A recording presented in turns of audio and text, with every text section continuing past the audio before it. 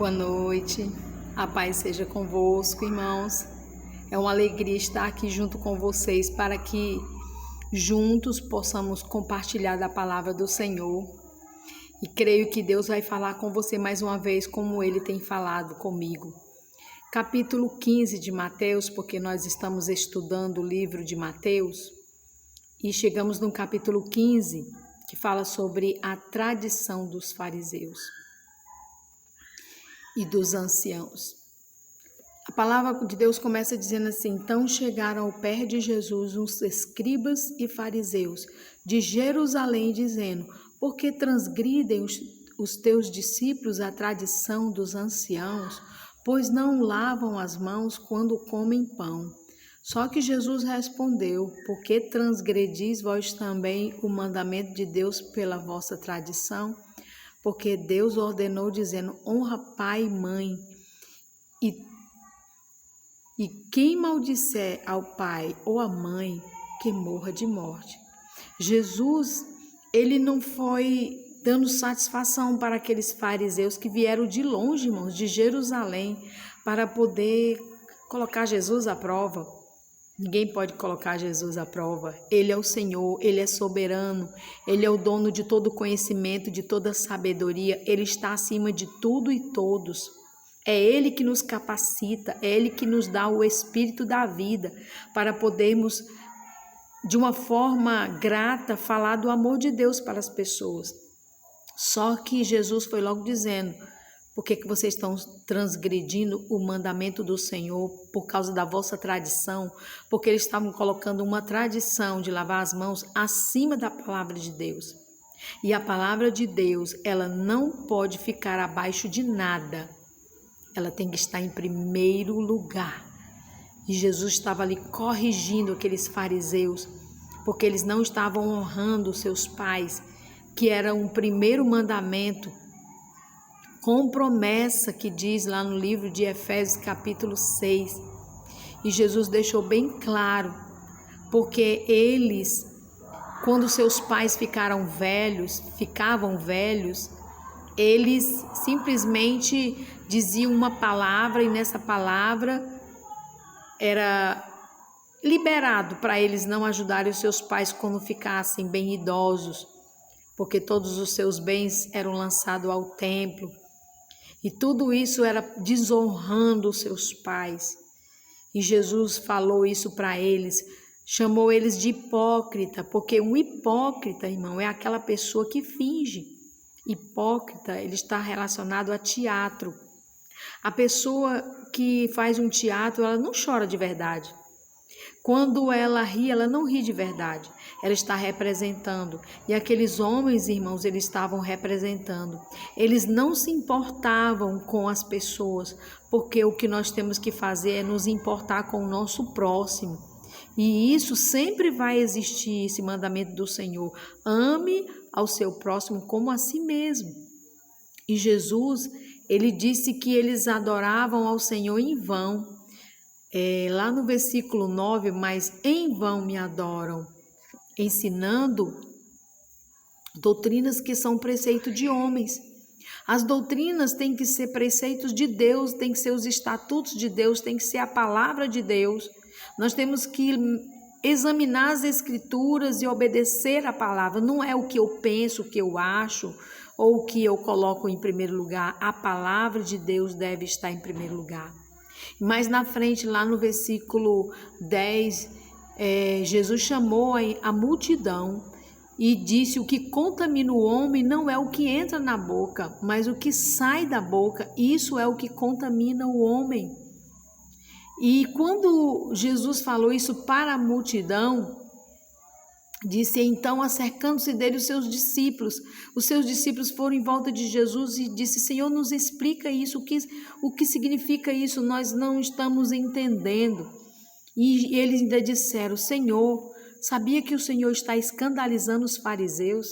Jesus mais uma vez respondeu de uma forma tremenda e ele disse: toda planta que meu Pai Celestial não plantou será arrancada.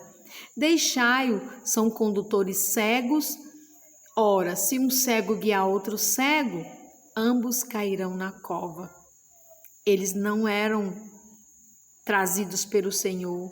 Como ele mesmo disse aqui, eles não eram plantas que o Pai Celestial havia plantado, e o que Deus não plantou será arrancado. Como eu sei que eu sou plantada pelo Senhor, quando eu obedeço a palavra, quando eu me importo com o meu próximo, quando eu examino as Escrituras, quando eu estudo a palavra. Aqueles homens, eles se vestiam muito bem. Eles eram homens de muita cultura, de muito conhecimento, mas eles não se importavam com as pessoas. Eles massacravam as pessoas e forçavam a fazerem coisas que nem mesmo os fariseus conseguiam fazer. E isso não é o Evangelho. O Evangelho é amor, o Evangelho é paz. O Evangelho é nós trabalharmos juntos pela obra de Deus e ver as pessoas libertas, as pessoas restauradas. E eles não faziam isso, mas Jesus fazia. E Jesus pode restaurar a tua vida. Jesus pode fazer maravilhas na tua vida, basta você deixar, porque Ele não é mal educado. Ele bate na porta do nosso coração. E mais na frente, Pedro, tomando a palavra, disse: explica essa parábola, Jesus. Só que Jesus disse: até vós mesmos estáis ainda sem entender? Ainda não compreendeis que tudo que entra pela boca desce para o ventre e é lançado fora, mas o que sai da boca procede do coração? E isso contamina o homem, porque do coração procedem os maus pensamentos. É do coração, irmãos, que vem os pensamentos ruins, morte, adultério. Jesus diz aqui prostituição, né? Tudo isso aqui, furtos, testemunhos falsos, falar mal de uma pessoa, falar algo que a pessoa não fez, isso sai do coração e vai para os pensamentos. E isso nos contamina, isso nos afasta de Deus quando nós mentimos, quando nós falamos palavrões, quando nós enganamos, quando nós trapaceamos as pessoas e fazemos coisas para tirar proveito próprio, irmãos. Isso nos afasta do Senhor. Isso aí tudo é falsidade. Então, meu amado, cuidado com os seus sentimentos, porque o Evangelho não é sentimento. O Evangelho não é quando eu estou alegre vou fazer a obra de Deus. Todo o tempo, a Bíblia diz em todo o tempo que eu tenho que anunciar o Evangelho, a obra do Senhor. Então, nós temos que estar prestando atenção na palavra, porque aqueles fariseus, para eles era mais importante o quê? Lavar as mãos, as tradições. Mas para o Evangelho de Jesus Cristo, mais importante é o nosso coração. De que adianta nós termos tudo e o coração não ter paz? E Jesus deixou mesmo claro, disse, são essas coisas que contaminam o homem.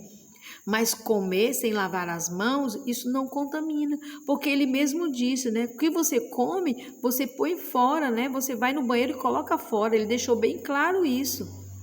Mas o que sai da nossa boca, reflita no que você tem falado, reflita no que você tem dito, fale palavras de bênção, até sobre você mesmo. Eu sou um vencedor, eu vou conseguir, eu vou chegar até o final. Não tá fácil, a luta tá grande, mas a luta que eu estou enfrentando, eu posso vencer ela. Eu já venci ela pela fé, porque Jesus disse que no mundo eu teria aflição, mas que eu tivesse ânimo. Alegra teu coração e não deixa fluir do teu coração as coisas más, porque Jesus disse que tudo isso está no coração, mas cabe a nós deixar o amor ou o ódio, o perdão, a mágoa, a amargura, o rancor, a vingança, tudo isso, irmãos, nós é que temos que decidir, assim como Caim, ele matou seu irmão, mas Deus falou com ele que ele não fizesse isso. Deus mandou que ele refletisse. E Abel, ele deu o melhor do que ele tinha, as suas primícias, e Caim deu só uma parte. O Senhor, Ele nos quer por completo, Ele quer que nós entregamos as nossas primícias a Ele, que pela manhã possamos adorar esse Deus e agradecer Ele por mais um dia, apesar das lutas, porque a Bíblia diz que tudo coopera para o bem daqueles que amam a Deus. Continue seguindo a Jesus, continue confiando nele. Tá tudo difícil agora que é o momento de você confiar quando as coisas estão difíceis. Que o Senhor Jesus te fortaleça, que o Espírito Santo de Deus te envolva, que os anjos do Senhor estejam na tua casa, te livrando de todo o mal. Não se preocupe, porque Deus te guarda, mesmo que você esteja só, mas há anjos, a Bíblia diz que Deus dará ordem aos seus anjos para nos guardar em todos os nossos caminhos. Que o Espírito Santo de Deus te cubra com a graça e com a glória dele. Que Deus te abençoe, meu amado. Vamos valorizar a palavra e compartilhar essa palavra gloriosa, porque vidas estão precisando. Fica na paz, que Deus te abençoe, amém?